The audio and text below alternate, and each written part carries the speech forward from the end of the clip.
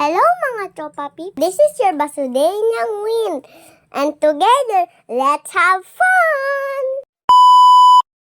Hello mga tropa peeps! Ito nga po pala yung part 2 ng Blue na Watermelon. Kung nakita nyo nga po pala yung isa kong vlog, ay naggawa pa lang po kami ng Blue na Watermelon. Pero po ngayon, ready na po buksan. Nagtigas na nga po pala siya.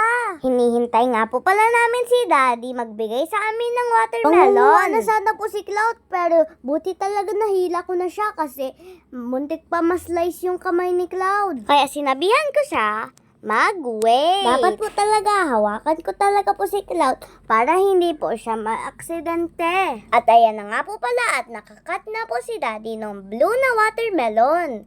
Ang sarap talaga po niyan. Watermelon po siya, pero blue. At lasa din siyang mango. Saan kaya kayo nakakita nun? Watermelon, lasang mango. Grabe no? Pero kahit ganun, masarap. Binigyan ko na nga po pala si Mama Lloyd ng watermelon na inask po niya. Kulay blue. Nagulat nga po pala si Mama Lloyd kasi po hindi niya alam na totoo pala ang kulay blue na watermelon. At ayan na nga po pala at ninangat-ngat ko na po yung watermelon ko.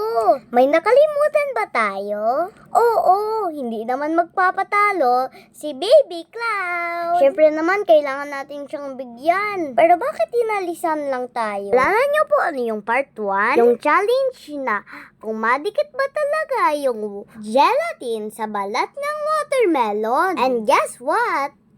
It passed! Hindi talaga magpapatalo si Cloud. Mangunguha na naman. Mahihirapan nga po pala akong ngat-ngatin yung watermelon. Kaya po nilagay na lang po dyan sa lalagyan. Ginawa na lang dok-dok yan eh. Naggawa pa ng watermelon kung magagawa man lang din ng dok-dok. Pero in fairness, ang sarap talaga. Sobrang sarap. Nag-add nga po pala ako dyan ng sobrang daming condensed. Kaya naging sobrang tamis. Hindi ko nga naubos. Nilagay pa sa rep. Halos naubos yung condense. Grabe naman yan, Basudenyang Wind.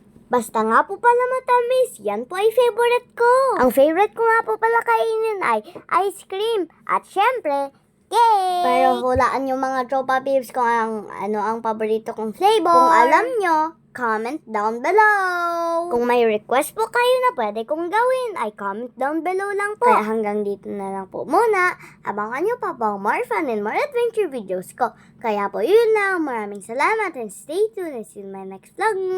God bless!